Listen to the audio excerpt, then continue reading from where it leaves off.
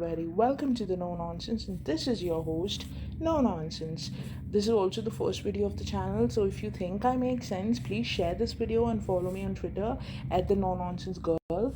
So essentially, this channel is going to be a place where I rant about the stuff that I notice on the internet, which is definitely not hard because you so much shit happens on the internet, and somehow someone always supports this bullshit. So today I want to talk about hashtag Black Lives Matter and how it affects India. Oh, and also I'm Indian, proudly so. So coming back to the topic, on May 25th, George Floyd, a 46-year-old black man, was brutally killed by the police. This sparked a rage across the globe, rightly so. This, however, is not the first time the police exhibited force against black people. No, this happens to be the first time we noticing it as a whole. So now the context of this video is to explore how India is getting involved in this and how it matters to us.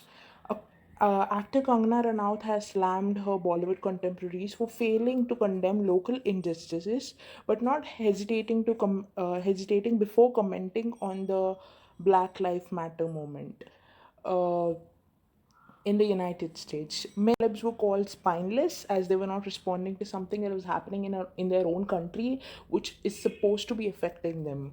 Now, in all rights, that's like a very valid argument. We do have a lot of things going on in India, but also we need to realize that India is a vast country with a ton of different cultures and mindsets, unlike the USA, which as of now and mainly is torn between two groups, that is the blacks and the whites.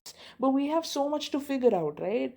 India has noticed communal riots on a regular basis since after independence. But there is a basic distinction between riots and racism. Riots are a result of unrest among a community who believe that they were unjustly treated and revolt violently. While racism is where a community thinks that they're better than the other and constantly try to demean the other community.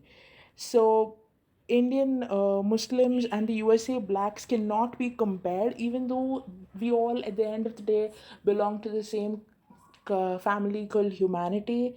This is because since independence, our constitution had always granted equal rights to everyone, unlike in the USA, where the blacks had to fight for theirs. In India, also, our literacy rate is lower than the USA, and in fact, there are so many who are morally illiterate and don't understand the word secular that is literally engraved in our preamble. And from 70 years of our independence, we are constantly trying to calm the communalism in our country. But all thanks to our politicians and the media, we have done more damage than repair.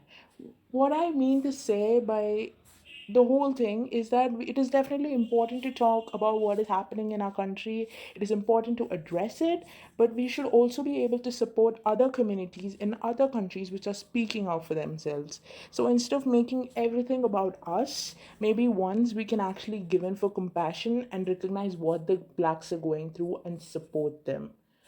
And also, we are a secular country. Please recognize that. Do not spread hate.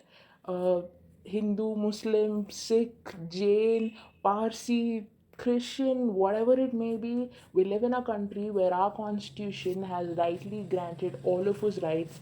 So let's just become human beings when we are out in the public and on Twitter, especially. Thank you so much. This is your No Nonsense. Please subscribe, like, share, and what else do YouTubers say? Comment. I'm still learning actually. So that's it for today, guys.